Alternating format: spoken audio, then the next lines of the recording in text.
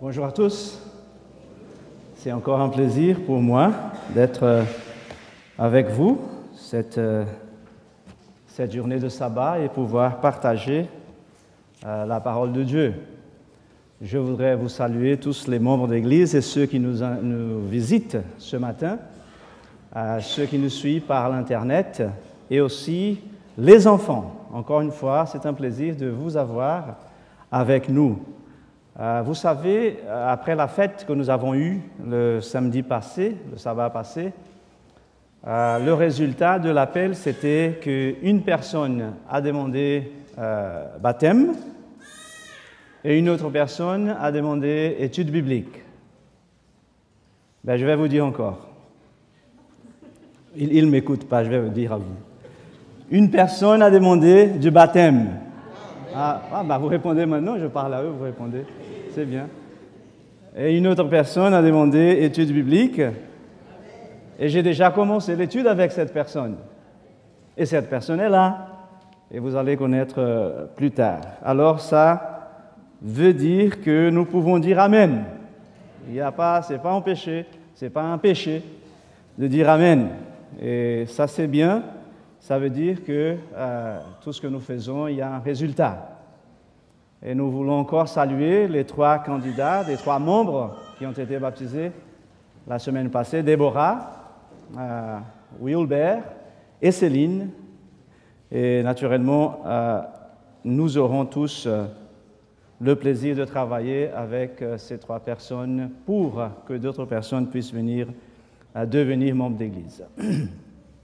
Le texte lu par Céline, nous trouvons dans Ésaïe, le chapitre 10. C'est un texte que je vais relever simplement un mot de ce texte. C'est un texte qui nous parle des problèmes qu'il y avait entre Israël et la Syrie, et Dieu va parler des choses contre la Syrie, destruction de la Syrie. Et dans ce texte, il nous est dit qu'il y aura un reste. Le verset 21 dit « Un reste reviendra, oui, un reste d'Israël se tournera vers le Dieu fort. Cependant, Israël même si la population était aussi nombreuse que les grains de sable au bord de la mer, c'est un reste. » La 3e fois, c'est un reste seulement qui reviendra au Seigneur. La destruction est décidée, la justice suivra son cours. Alors, le thème que nous avons choisi pour ce matin est autour de ce mot, le reste. Vous savez, ce thème nous trouvons dans la Bible et dans toute l'histoire de l'Église, l'histoire de l'humanité. Nous avons au ciel un reste, ceux qui sont restés, il y en a un autre qui est parti. À l'Éden aussi, nous avons eu un reste. Là, à l'Éden, c'est le seul dans l'histoire, c'est le reste qui est parti entier et qui est resté entier. Adam et Ève sont partis de ce côté du jardin où il y avait l'arbre de la vie, Ils sont partis vers un autre endroit du jardin, l'Orient, mais ils sont restés, ils sont repentis, ils sont restés 100%. L'Église de l'Éden. Nous avons aussi un reste dans l'Église du désert, ceux qui ont suivi Moïse, ceux qui ont suivi ce qui dit le Seigneur. Nous avons un reste à l'Église de Jésus aussi. Malheureusement, 1 est parti. Heureusement, 11 sont restés. L'Église primitive, l'histoire n'est pas différente. Il y a eu un reste aussi, et Paul nous parle par exemple d'un tel Alexandre qui a tout quitté, tout laissé, et est tombé dans le monde. Et nous avons aussi, comme Église, naturellement, la 13e doctrine des 28, qui c'est la doctrine qui parle de ce reste. Nous enseignons ça. Alors, Paul reprend l'idée du reste d'Ésaïe, le chapitre 9 de Romains, et le chapitre 11 aussi. Il nous parle de cela. Je voudrais lire avec vous Romains 11, versets 1 à 5. Romains 11, 1 à 5. Je dois faire ceci marcher. Et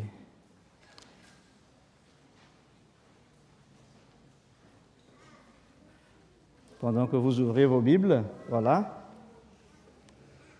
Romains 11, 1 à 5. Je dis donc, Paul l'écrit, Dieu a-t-il rejeté son peuple? Loin de là, car moi aussi je suis israélite de la postérité d'Abraham, de la tribu de Benjamin. Dieu n'a point rejeté son peuple qu'il a connu d'avance. Ne savez-vous pas ce que l'Écriture rapporte d'Élie, comment il adresse à Dieu cette plainte contre Israël? Seigneur, ils ont tué les prophètes, ils ont renversé les autels. Je suis resté moi seul, et ils cherchent à m'ôter la vie. Mais quelle réponse Dieu lui fait? Je me suis réservé 7000 hommes qui n'ont point fléchi le genou devant Baal.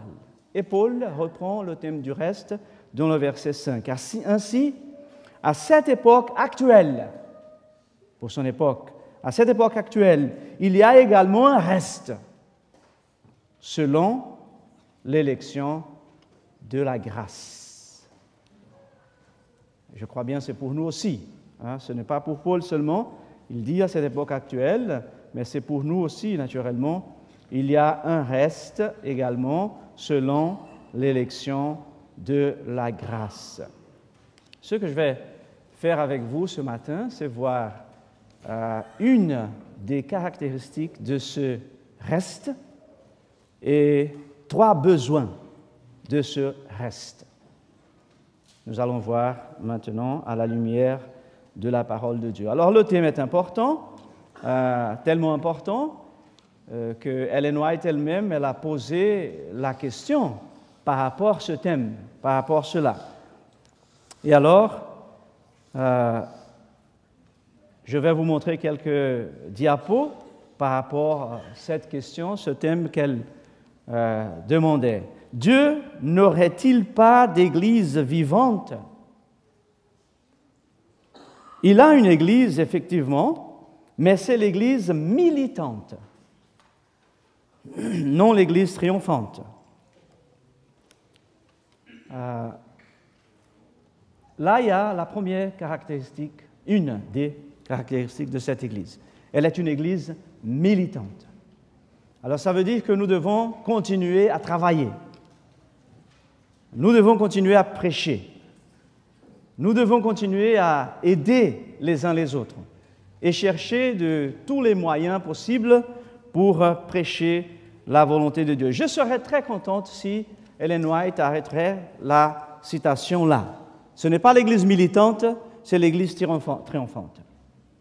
Mais elle dit ces mots-là que ça peut nous déranger.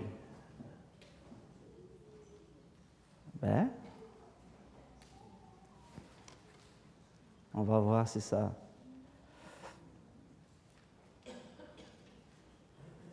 marche. Voilà. Nous regrettons qu'il y ait des membres déficients.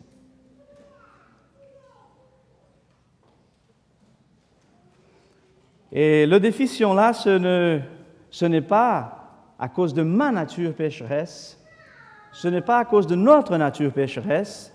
Ce déficient-là, elle parle des membres qui ne veulent pas se repentir, qui ne veulent pas changer, qui ne veulent pas revenir à Dieu et qui veulent quand même continuer à l'Église, qui veulent quand même dire qu'ils sont chrétiens.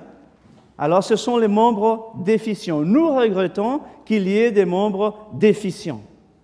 Et je suis très content que ce n'est pas le cas de ce groupe ici. Amen. J'espère. Voilà. Et encore, elle continue dans ce sens que Jésus lui-même nous a enseigné.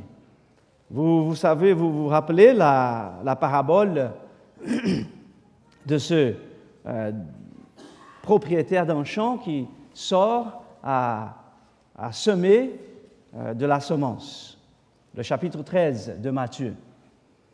Et alors, un jour, il aperçoit qu'il n'y a pas seulement le blé, mais il y a aussi l'ivraie ensemble. Et quand il finit l'histoire, la parabole, les disciples demandent, « Seigneur, est-ce que tu veux que nous arrachions le livret ?» Il dit, « Non, il faut laisser jusqu'à la fin, de peur que vous arrachiez aussi le blé. » Et alors, l'ivraie, malheureusement, va rester avec le bon grain jusqu'à la fin. Et bien qu'il y ait des choses mauvaises dans l'Église, ces choses vont demeurer jusqu'à la fin. C'est ça que Jésus a voulu dire naturellement. N'arrachez pas, laissez jusqu'à la fin, et la fin, le jugement, les choses seront conclues. L'Église de ces derniers jours doit être quand même une lumière dans ce monde qui est naturellement déchiré par le péché, corrompu, mais nous, l'Église, le reste doit quand même être une lumière dans ce monde tel qu'il est. Encore une continuation de ce thème. Alors, je voudrais bien que ça marche. Je ne sais pas si c'est mon doigt. Voilà. Je crois que c'est bien ça, oui. Alors, Ellen White continue en disant, « C'est sur l'Église tout affaiblie et défaillante qu'elle est, sur l'Église qui a besoin d'être admonestée, avertie et conseillée, c'est sur cette Église que le Christ pose son suprême regard. » Cette Église militante, pas encore triomphante, mais qui a des problèmes, qui a des difficultés, qui a besoin d'être admonestée, qui a besoin d'être conseillée, c'est sur cette Église, comme elle est, avec ses défauts, avec ses problèmes, avec ses difficultés, que Jésus pose son suprême regard sur nous.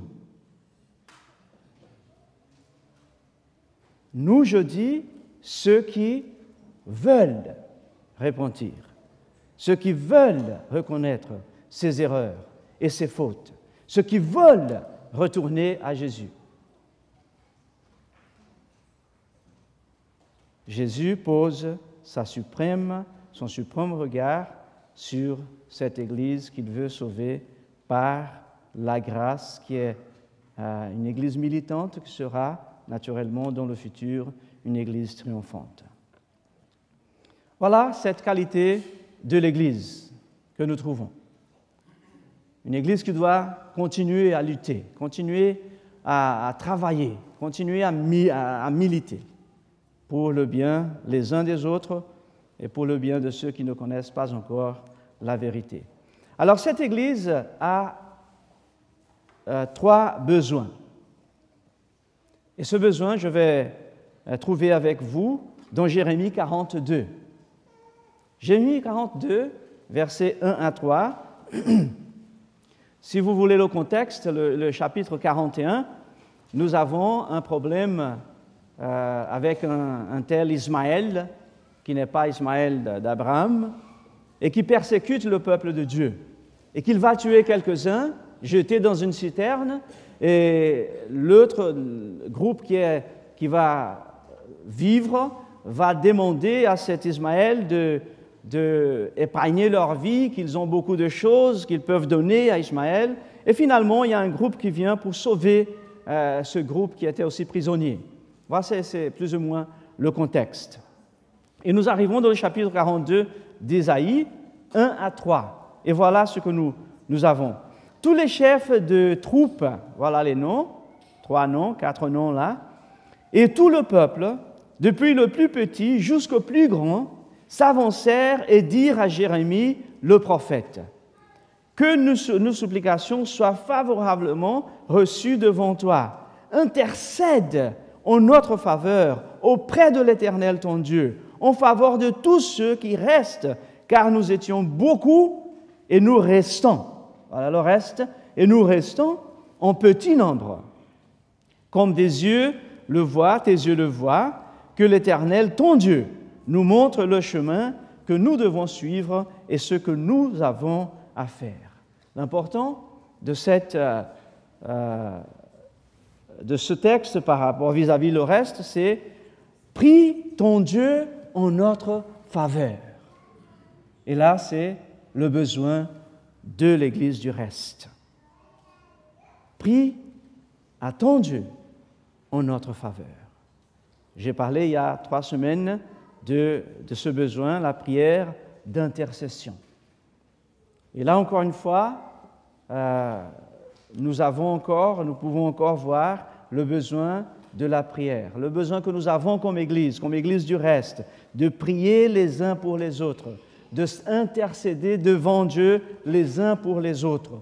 L'opportunité que nous avons d'avoir cette connexion avec Dieu en faveur les uns des autres. Parce que quand je prie pour mon frère, je prie pour ma sœur, je suis celui qui est le plus bénéficié. Parce que je suis en contact avec le Dieu créateur de toutes choses, le Dieu créateur de l'univers. Pourquoi nous avons besoin de ça? Parce que Jésus nous a dit que nous serons persécutés, nous serons livrés, dans le chapitre 21 de Luc, nous serons livrés, persécutés par nos propres parents. Le verset 16, il dit « Vous serez livrés même par vos parents, par vos frères, par vos proches, par vos amis, et ils feront mourir plusieurs d'entre vous. Vous serez haïs de tous à cause de mon nom. » Et là, le besoin d'être unis dans la prière et prier les uns pour les autres. Et ce texte et ce sujet nous mènent à la réflexion. Comment va-t-elle ma relation avec Dieu dans la prière?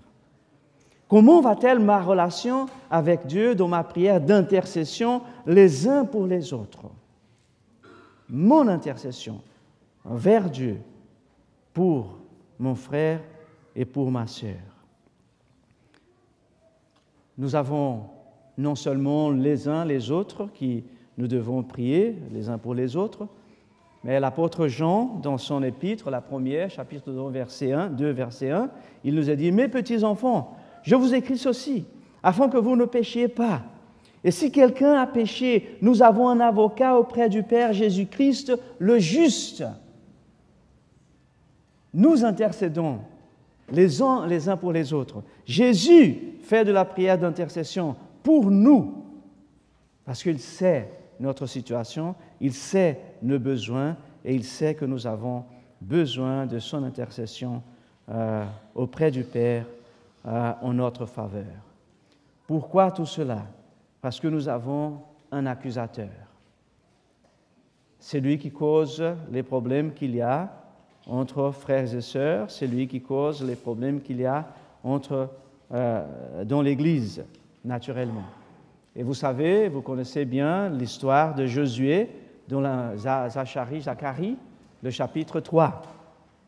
Le souverain sacrificateur Josué, il est là et Satan se met à sa droite, la Bible le dit, pour l'accuser, pour montrer ses péchés, ses vêtements sales. Et il accuse. Mais la réponse vient de la part de Dieu, de la part de l'ange qui était présent.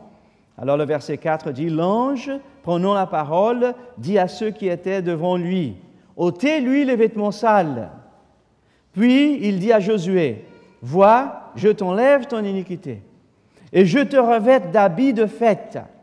Je dis, qu'on mette sur ta tête un turban pur. » Et ils mirent un turban pur sur sa tête, et ils lui mirent des vêtements propres. Devant les accusations de l'ennemi, et parfois, naturellement, les accusations entre nous les uns les autres, Jésus est là pour faire intercession. Et si nous désirons, si nous voulons, il change toute la situation, si nous le permettons de le faire pour nous, pour notre besoin, pour le besoin de l'Église du reste. Encore quelques mots.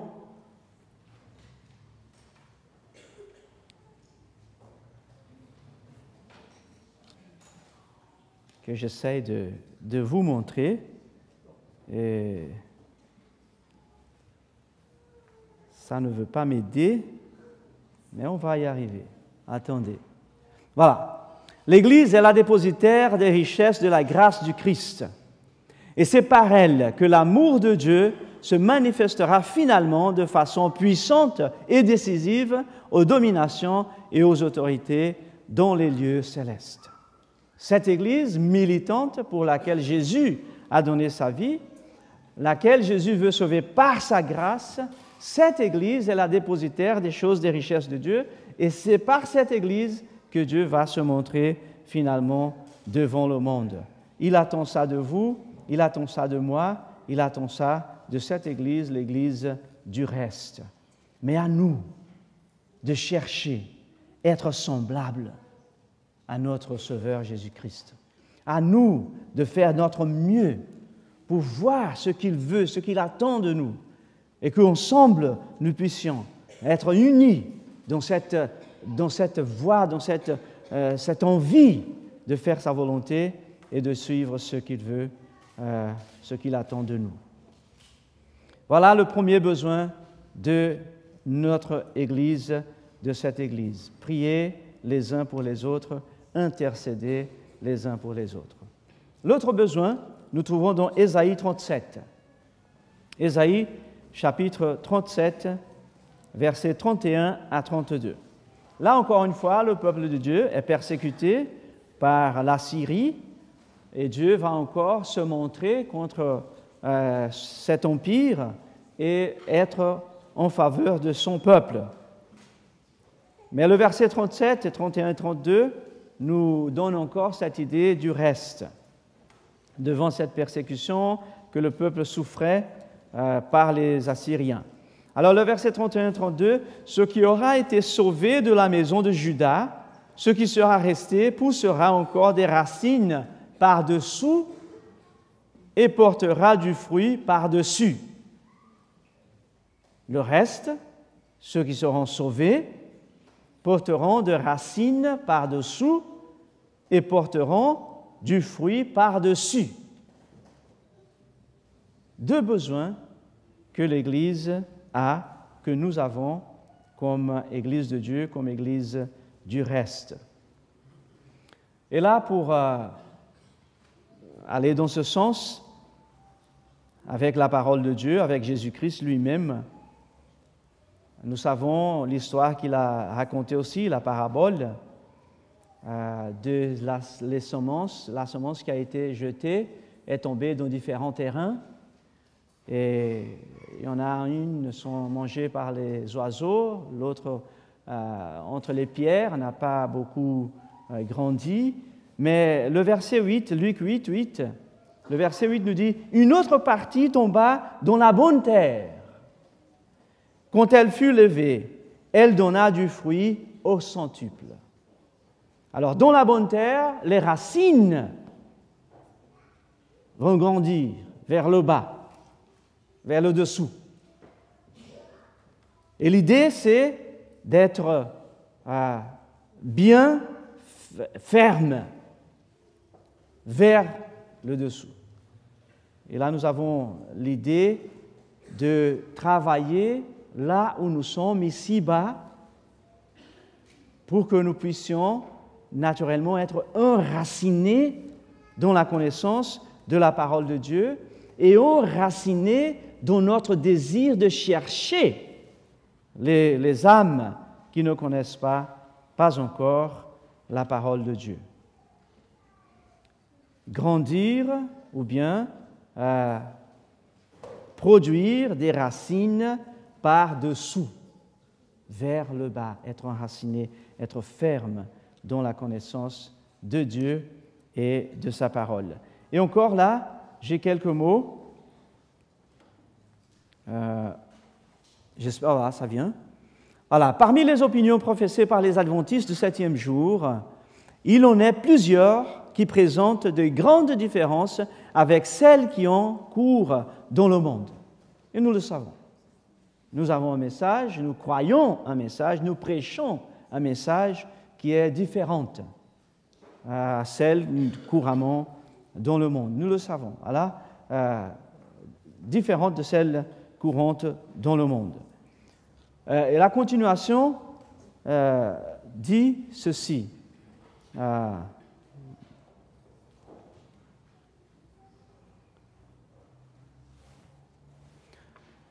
Ceux qui font les défenseurs d'une vérité impopulaire doivent, mieux que n'importe qui, se montrer conséquents dans leur vie. C'est ça, s'enraciner. Avoir des bonnes racines, des fortes racines dans la parole de Dieu. Vivre la vie en conséquence de ce que nous prêchons, en conséquence de ce que nous connaissons. Qu'on dit « je suis chrétien », je montre que je suis chrétien dans mes actes, dans mes mots, dans la manière d'être, dans ma vie. Quand je dis « je suis adventiste du 7e jour », je montre que je suis parce que je crois. C'est là être enraciné. Et c'est ça que Dieu attend de nous comme chrétiens, comme Église du reste. Et je ouvre une parenthèse pour ne pas avoir des malentendus. Nous savons que, d'après ce que nous avons vu, Jésus a dit que entre tous ceux qui disent qu'ils sont croyants, il y en a un reste. Et à nous de réfléchir chaque jour de notre vie, est-ce que je fais partie de ce reste? Est-ce que je suis là-dedans? Alors il faut enraciner, il faut vivre en conséquence de ce que nous prêchons et de ce que nous croyons. Alors, voilà. Ils ne doivent pas s'employer à souligner ce que les sépare des autres. Ça, il faut faire attention. Mais plutôt à faire valoir ce qui les en rapproche. Ça ne sert à rien de sortir en attaquant les gens. Prenons d'abord le conseil d'Ellen White, les choses qui nous rapprochent, les mêmes choses que nous croyons. Et là, avec le temps, naturellement, la porte va s'ouvrir pour d'autres choses. Mais là, le conseil important, ceux qui ont un message différent de celle du monde ne doivent pas s'employer à souligner ce que les sépare des autres, mais plutôt à faire valoir ce qui les en rapproche. Que nous puissions faire attention à cela. Et essayer, avec des personnes qui ne croient pas la même chose que nous, d'ouvrir le chemin, d'ouvrir une porte pour que nous puissions faire d'autres choses, prêcher d'autres choses, naturellement, plus tard avec l'opportunité que nous aurons avec d'autres personnes. Et pour finir, c'est un paragraphe de 4, et là, c'est le dernier, j'espère que ça va venir, Voilà pourquoi chercher d'abord les choses que nous avons en commun avec ces personnes en vue de les influencer et de les amener à adopter les principes qu'ils apprécient eux-mêmes. Une telle attitude parlera en faveur des vérités qu'ils possèdent. Voilà pourquoi essayer d'ouvrir une porte, d'être avec ces gens, et pour que c'est en cette porte, quand elle est ouverte, nous avons l'opportunité d'entrer et de parler d'autre chose et de prêcher autre chose. Voilà un besoin de cette Église, la prière. L'autre besoin, être enraciné dans la vérité que nous prêchons et que nous croyons. Et après, le verset d'Isaïe dit qu'il porte des fruits vers le haut. Qu'il porte des fruits vers le haut. Et encore une fois, Jésus-Christ, dans le Luc, chapitre 18, quand il reçoit ce bonhomme, dans une partie, c'est le jeune homme, le jeune riche, l'autre, c'est un leader de l'Église. Et là, dans Luc 22, dit, c'est un leader de l'Église. Il vient, Jésus, qu'est-ce que je fais pour hériter la vie éternelle? Et Jésus lui dit, gardez les commandements, observez les commandements. Il a dit, je fais ça depuis que je suis un garçon, un enfant.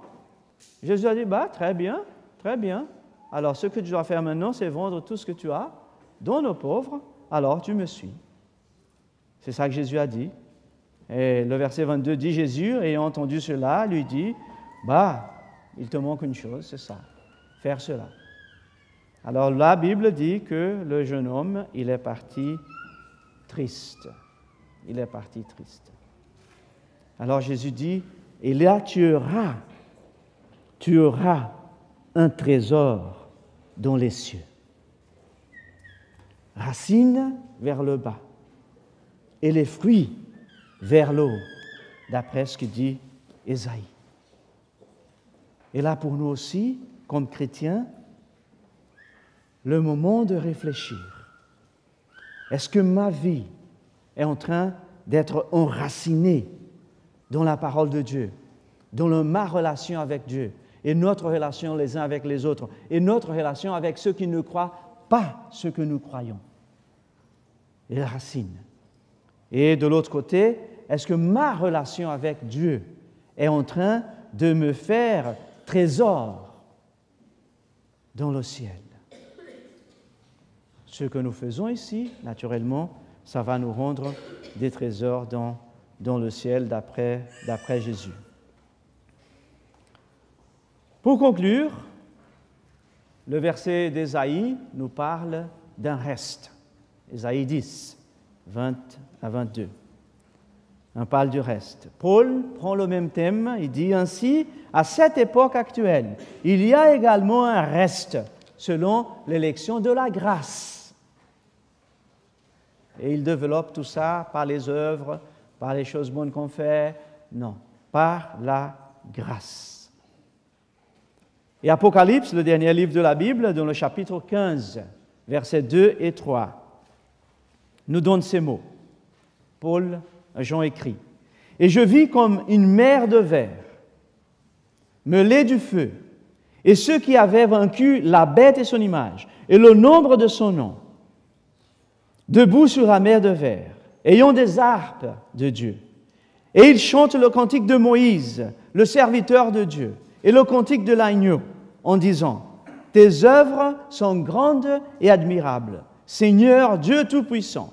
Tes voies sont justes et véritables, Roi des nations. » Qui va chanter ce chant? Le reste. Ça, c'est le reste, debout, devant le trône, chantant le cantique de Moïse. Le reste va chanter cela. Nous approchons, mes frères et sœurs, le jour quand Dieu viendra sauver son peuple, quand Dieu viendra chercher ce reste qui a déjà vu sur le trône de Dieu devant l'agneau, qui chante le cantique de Moïse. Il est temps et Dieu va venir pour chercher son peuple, pour chercher ce reste. À nous de faire de notre mieux, par la grâce de Dieu, pas pour nous-mêmes, pas par nos forces, mais par la grâce de Dieu, de se préparer et faire partie de ce reste. Ce reste que, d'après ce qu'on a vu, maintenant, c'est un reste militant. Sera triomphant sur le trône, devant l'agneau, chantant le cantique de Moïse. Mais pour maintenant, militant, avec nous, entre nous et avec d'autres. C'est le besoin, c'est la prière. Besoin de prier, besoin d'être enraciné et besoin de faire produire des fruits vers l'eau, par la grâce de Dieu, toujours par la grâce de Dieu. Et finalement, nous avons ces mots qui sont dits à l'église de Smyrne, dans le chapitre 2 d'Apocalypse, verset 10. Sois fidèle jusqu'à la mort, et je te donnerai la couronne de vie. À vous, à moi, à nous de nous poser cette question encore une fois aujourd'hui. Est-ce que je suis dans ce reste? Est-ce que je suis les directions, les directives de Dieu dans sa parole pour faire partie de ce reste? Que Dieu nous aide à réfléchir sur le thème pour que nous puissions dire, Seigneur, je veux faire partie, je veux être dans ce groupe que tu appelles le reste. Et que Dieu nous bénisse. Amen.